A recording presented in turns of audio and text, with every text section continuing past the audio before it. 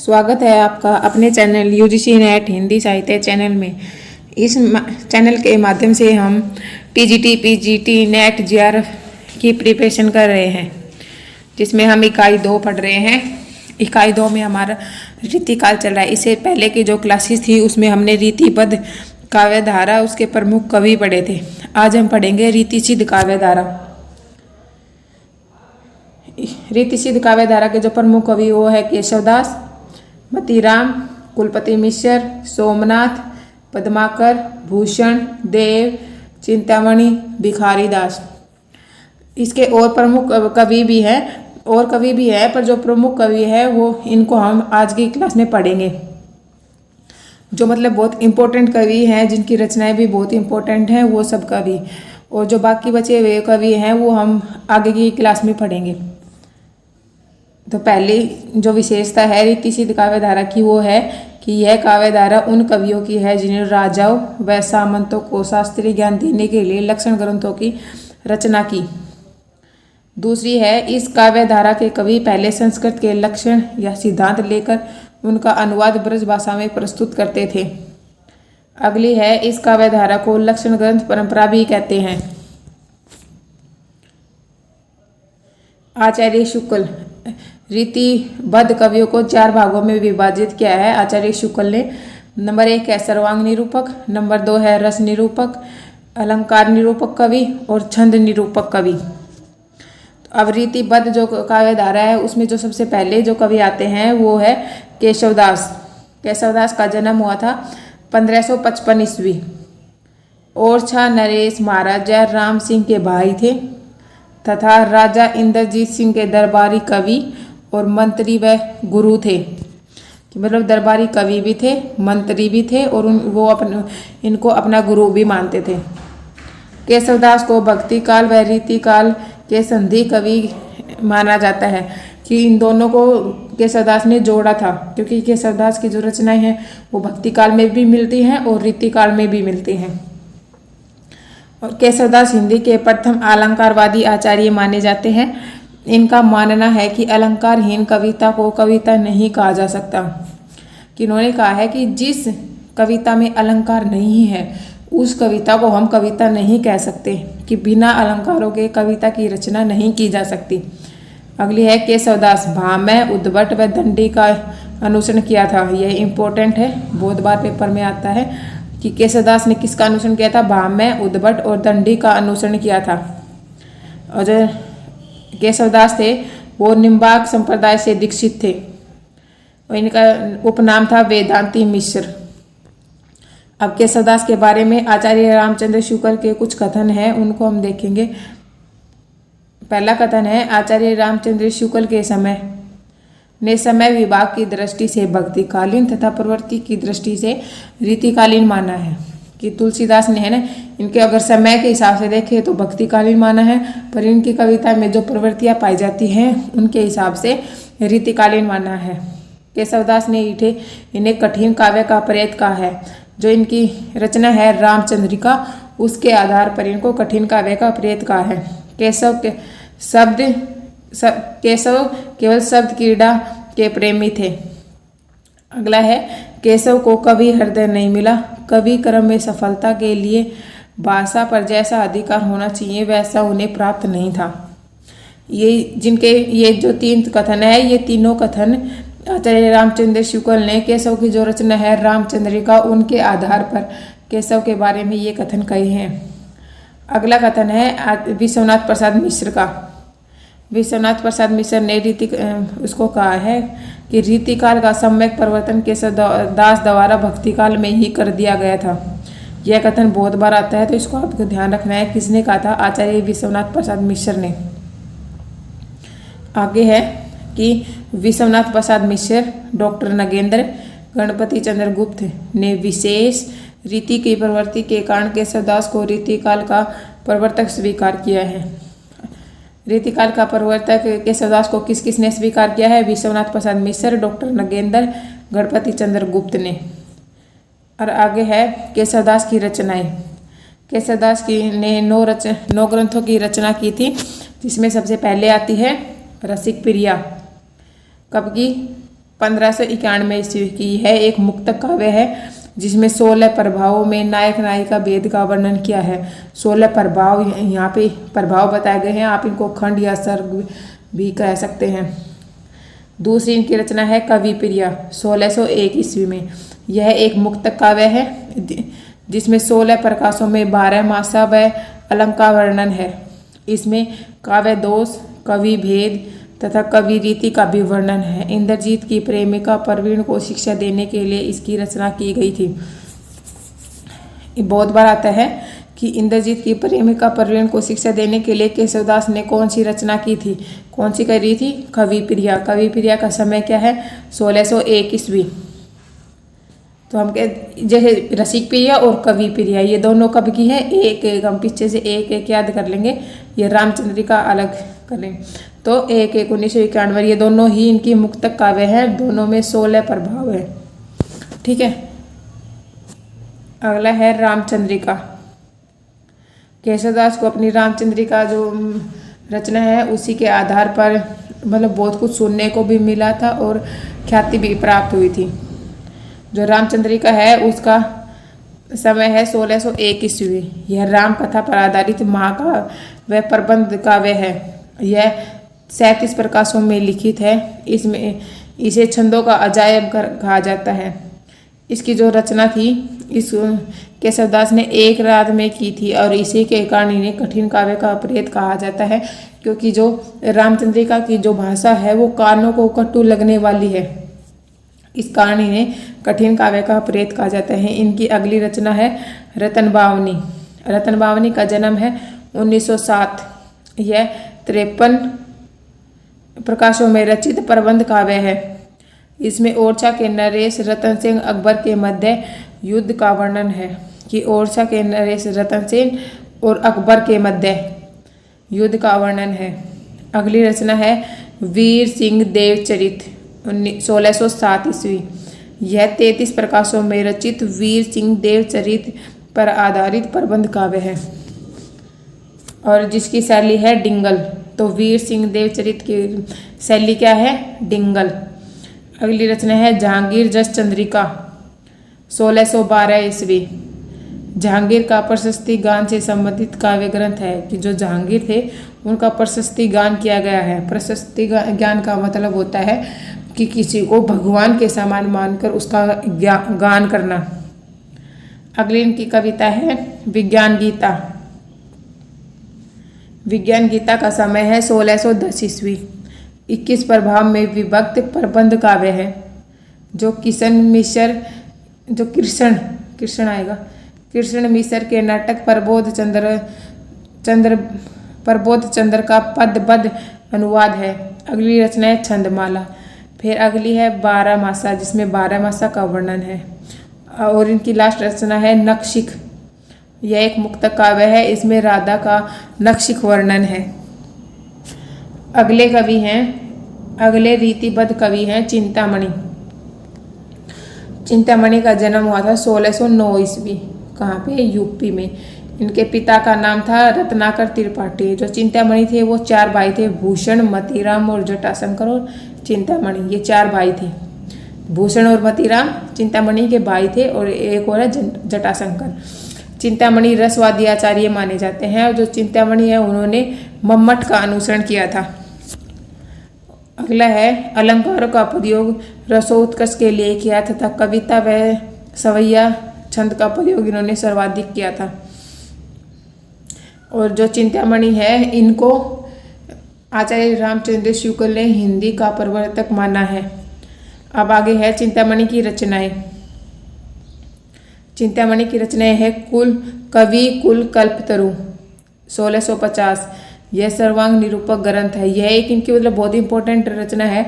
तो कवि कुल कि कवि को कुल की चिंता होती है। जो कवि होते हैं उन्हें अपने कुल की भी चिंता रहती है। अगला है रसविलास।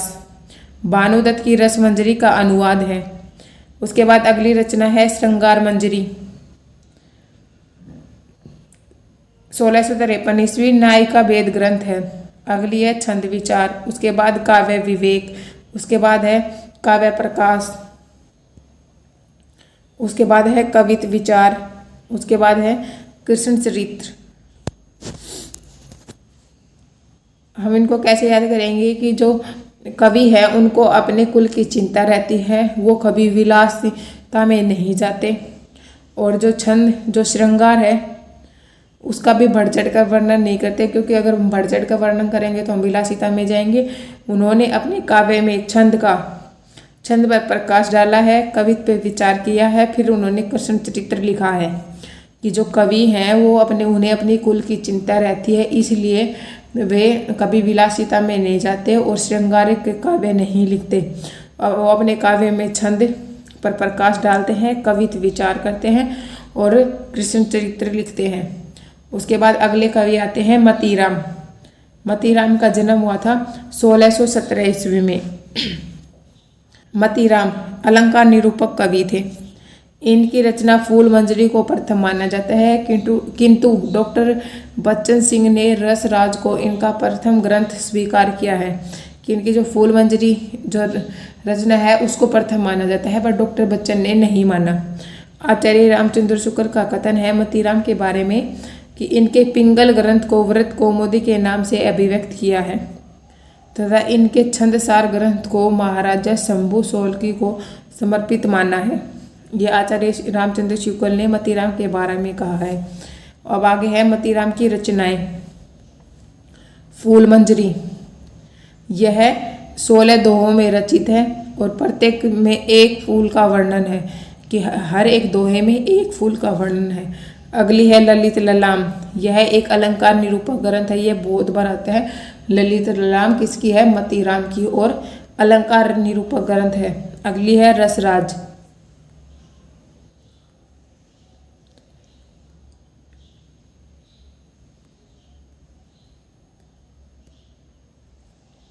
उसके बाद है मतीराम सतसई 1681 ईस्वी।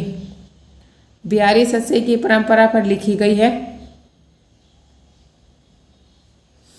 उसके बाद है अलंकार पंचाशिका 1690 ईस्वी। यह भी अलंकार निरूपक ग्रंथ है।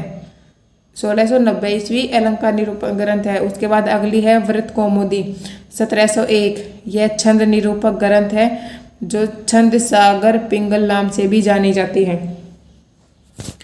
अगले हैं रीति सिद्ध कवि भूषण।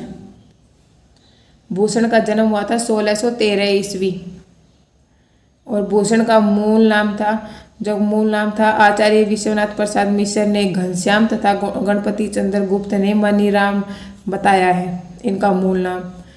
अगला है भूषण रीतिकालीन कवियों में राष्ट्र स्वर के कवि माने जाते हैं, कि जो राष्ट्र स्वर है वो रीतिकाल में सिर्फ भूषण में ही पाया जाता है। भूषण की भाषा सामान्य ब्रज भाषा थी, जिसमें संयुक्त वर्ण की बहुलता थी तथा तद्भव शब्दों की प्रमुखता है। और भूषण के आश्रयदाता महाराजा छत्रसाल माने जाते हैं, जिन्होंने इनकी पालकी को कंधा दिया, जिस पर भूषण ने कहा था शिवा को बखानी की बखानी छत्रसाल को। जब राजा छत्रसाल ने इनकी पालकी को कंधा दिया था तब इन्होंने गदगद होकर यह कहा था। आचार्य रामचंद्र शुक्ल का कथन है भूषण के बारे में कि भूषण के वीर रस के उद्गार सारी जनता के हृदय की संपत्ति हुए।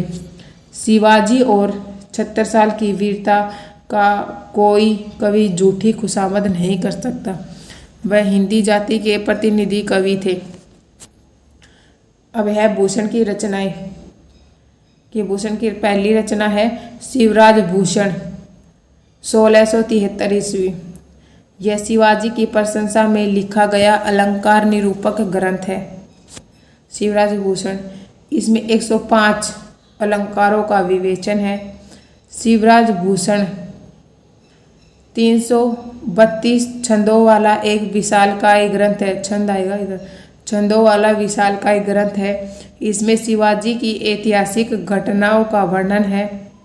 इसके प्रारंभ में शक्ति, सूर्य, गणेश की वंदना की गई है। शिवराज भूषण के बारे की ये विशेषता है। शिवराज भूषण रचना उसकी विशेषताएं हैं ये। अगली है शिवा बावनी। इसमें शिवाजी की प्रशंसा में 52 कवित लिखे गए हैं शिवाजी की प्रशंसा। अगली है छत्रसाल दशक। इसमें राजा छत्रसाल की प्रशंसा 10 पवित्र लेख लिखे गए हैं। यह एक प्रशस्ति ग्रंथ है। अगली है भूषण उल्लास और दूषण उल्लास। उसके बाद है भूषण हजारा। उसके बाद है अलंकार प्रकाश। और जो भूषण कवि थे उनको भूषण की उपाधि चित्रकूट के सोल की राजा रुद्र के द्वारा दी गई थी। इनको भूषण की उपाधि। अगले कवि हैं देव। देव का समय है 1673 ईस्वी। देव का मूल नाम था देवदत्त। ये कवि और आचार्य दोनों रूप में प्रसिद्ध थे। ये हित हरिवंश संप्रदाय से दीक्षित थे। इन्होंने जो संचारी भाव थे 33 संचारी भाव को की संख्या 34 मानी थी, जिसमें उन्होंने जो 34वां संचारी भाव था उसको वो छल माना था। तो छल किसने माना था? देव ने। अलंकार निरूपण में देव ने केशव का अनुसरण किया था। कि अलंकार निरूपण जो किया था इन्होंने केशवदास का अनुकरण किया था। और नायिका भेद की रचना करने वाले कवियों में देव का स्थान सर्वोच्च है। और कवि देव अपने जीवन काल में राजा नवाबों के आश्रय में रहे थे। आचार्य रामचंद्र शुक्ल ने कहा है कि देव ने रीतिकाल में सर्वाधिक ग्रंथों की रचना की है। कि जो रीतिकाल में सबसे अधिक ग्रंथ देव ने ही लिखे हैं, ये आचार्य रामचंद्र शुक्ल ने कहा है। उसके बाद है राम स्वरूप चतुर्वेदी ने कहा है कि देव की ध्वनि संवेदनशीलता समूचे रीतिकाल में प्रशंसनीय है। कि जो देव की जो ध्वनि है संवेदनशीलता, और देव की ध्वनि की जो संवेदनशीलता है वो समूचे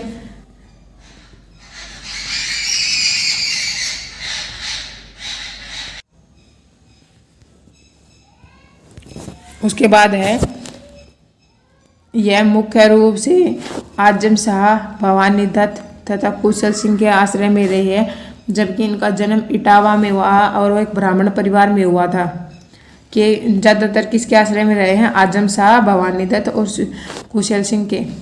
शिव सिंह सेंगर ने देव के 72 ग्रंथ माने हैं, जबकि डॉक्टर नगेंद्र ने इनके 15 ग्रंथ ही प्राप्त माने हैं। अब देव की जो रचनाएं हैं वो है भाव विलास। नायिका भेद निरूपक ग्रंथ है, जिसकी रचना देव ने 16 वर्ष की आयु में की।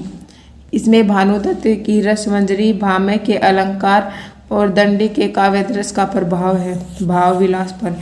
16 नायिका भेद निरूपक ग्रंथ है। 16 वर्ष की ये थे जब इन्होंने इसकी रचना की। इसमें भानुदत्त की रसमंजरी, भामह के अलंकार दर्श और दंडी के काव्यदर्श का इस पर प्रभाव है। इनकी अगली रचना है अष्टयाम। अष्टयाम की इसमें नायक नायिका के 8 पैरों का इन्होंने वर्णन किया है अष्टयाम में। अगली रचना है देवचरित 1723 ईस्वी। इसमें श्री कृष्ण के जीवन पर आधारित प्रबंध काव्य है देवचरित। जाति विलास 1723 ईस्वी। इसमें विभिन्न जाति व प्रदेश की स्त्रियों का सौंदर्य का वर्णन है। उसके बाद है प्रेमचंद्रिका। प्रेमचंद्रिका का समय है 1733 ईस्वी। ये इन्होंने जो केशवदास की जो रचना थी रामचंद्रिका उसका अनुसरण करके इन्होंने प्रेमचंद्रिका लिखी थी। अगली रचना है शब्द रसायन 1743 ईस्वी। इसमें मुख्य रूप से काव्य रूप शब्द शक्ति का वर्णन है।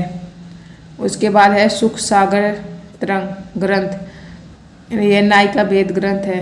अगली है राग रत्नाकर, संगीत विषयक ग्रंथ है। उसके बाद अगली है माया प्रपंच, यह प्रबोध चंद्रोदय का काव्य अनुवाद है। अगली है देवस्तक। उसके बाद वृक्ष विलास, पावस विलास, भवानी विलास, रस विलास, राधिका विलास, रसानंद लहरी, प्रेम तरंग, सुजान विनोद, प्रेम दीपिका और नीतिस्तक, ये देव की रचनाएं थी। उसके बाद अगले जो कवि आते हैं वो है बिहारी दास। बिहारी दास का समय हुआ था समय है 1718 ईस्वी। भिखारी दास ने सर्वप्रथम तुक को काव्यांग में ग्रहण करने की सलाह दी थी। और भिखारी दास कृत छंदावर्ण पिंगल हिंदी में सर्वाधिक विकसित विस्तृत विवेचन ग्रंथ है। इनकी रचनाएं हैं शतरंज शतीका 1725 ईस्वी, शतरंज खेल का वर्णन है। विष्णु पुराण 1725 विष्णु पुराण का अनुवाद है। शब्द नाम प्रकाश कोश से आएगा इधर 1738, यह एक कोश ग्रंथ है। रस सारांश 1442 ईस्वी, रस विवेचन ग्रंथ। काव्य निर्णय 1746 सर्वांग निरूपण ग्रंथ है। श्रृंगार निर्णय 1750 नायक नायिका भेद है। तो हम इसको कैसे याद करेंगे कि जो भिखारी होते हैं, जो भिखारी बच्चे होते हैं वो 17-18 साल के में भिखारी बन जाते हैं, मतलब अच्छे वाले। पहले तो वो शतरंज खेलते हैं, फिर विष्णु पुराण लिखते हैं, उसके बाद एक कोश लिखते हैं, शब्दों का एक कोश लिखते हैं जिसमें रस मतलब पूरा रस भर देते हैं, रस का सारांश कर देते हैं। उसके बाद वे काव्य का निर्णय भी करने लग जाते हैं और श्रृंगार का भी निर्णय करने लग जाते हैं। कैसे कि जो भिखारी होते हैं वो बड़े हो जाते हैं, 17-18 साल के जब हो जाते हैं तो वो शतरंज खेलते हैं। शतरंज खेलने के बाद वो विष्णु पुराण लिखते हैं, उसके बाद एक कोश लिखते हैं, शब्दों का एक कोश लिखते हैं जिसमें वो पूरा रस भर देते हैं, पूरे रस का सारांश कर देते हैं। उसके बाद वे काव्य निर्णय और श्रृंगार निर्णय करने लग जाते हैं। उसके बाद अगले कवि हैं रसलीन। रसलीन का जन्म हुआ था 1699 ईस्वी। रसलीन का जो मूल नाम था वो था गुलाम नबी और इनकी रचनाएं हैं अंगदर्पण, रस प्रबोध। अंगदर्पण का समय है 1737 ईस्वी। यह 180 छंदों में रचित नक्शिक वर्णन है। छंद आएगा इधर, छंदों में रचित। अगला है रस प्रबोध। रस प्रबोध का समय है 1741। इसमें 1155 दोहों में रचित रस विवेचन तथा नायिका भेद विवेचन ग्रंथ है रस प्रबोध। अगले कवि हैं पद्माकर। पद्माकर का जन्म हुआ था 1753 ईस्वी। इनके पिता थे मोहनलाल भट्ट, इनकी जाति थी ब्राह्मण। और जो पद्माकर थे इनकी प्रसिद्धि को सुनकर बुंदेलखंड के शासक ने इन्हें बुलाकर सम्मानित किया, परंतु यह बांदा चले गए, जहाँ से गोसाई अनूप गिरी इन्हें लेकर अवध के बादशाह के दरबार चले गए, जहाँ वह बड़े सेना अधिकारी थे। और हिम्मत बहादुर की प्रशंसा में उन्होंने हिम्मत बहादुर विद्रावली की रचना की। यह एक वीर रस से परिपूर्ण रचना है। अगला है कि पद्माकर कवि और आचार्य दोनों रूपों में थे। इन्होंने श्रृंगार, भक्ति और वीर रस में रचना की है, कि आचार्य भी थे और कवि भी थे। और इनकी जो रचनाएं थी वो श्रृंगारिक थी या भक्ति थी या वीर रस, इनमें ज़्यादा था। और पद्माकर को जयपुर नरेश प्रताप सिंह के द्वारा दरबार में कविराज शिरोमणि की उपाधि दी गई थी। पद्माकर ने अपने काव्य में होली व अन्य त्योहारों का वर्णन रस विभोर होकर किया है। अब है पद्माकर की रचनाएं। पद्माकर की रचनाएं हैं हिम्मत बहादुर विद्रावली। इसका समय है 1792 में ईस्वी। इसमें 211 छंदों में रचित वीर रस प्रधान प्रबंध काव्य है यह एक। अगली इनकी रचना है पद्माभरण 1880 ईस्वी।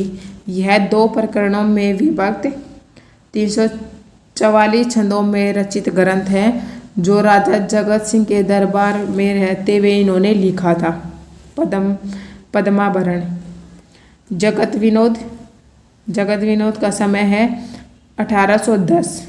इसमें 731 छंदों में रचित नव रस निरूपक लक्षण ग्रंथ की रचना राजा जगत सिंह के नाम पर की गई। अगला है प्रबोध 50 भक्ति वैराग्य संबंधी ग्रंथ है। प्रबोध 50 है इनका। अगला है प्रताप सिंह विद्रावली 117 छंदों में रचित प्रबंध काव्य है। इसमें राजा प्रताप सिंह की वीरता का वर्णन है। अगली रचना है गंगा लहरी। यह 1821 के आसपास लिखी गई थी। यह एक पदबद्ध अनुवाद है। इनकी जो अन्य रचनाएं वो है ईश्वर पचीसी, कली पचीसी, रसायन पचीसी और अलीजा प्रकाश। ये पद्माकर की अन्य रचनाएं हैं। अगर आपको वीडियो अच्छी लगे तो लाइक, शेयर एंड सब्सक्राइब करें। Thank you for watching.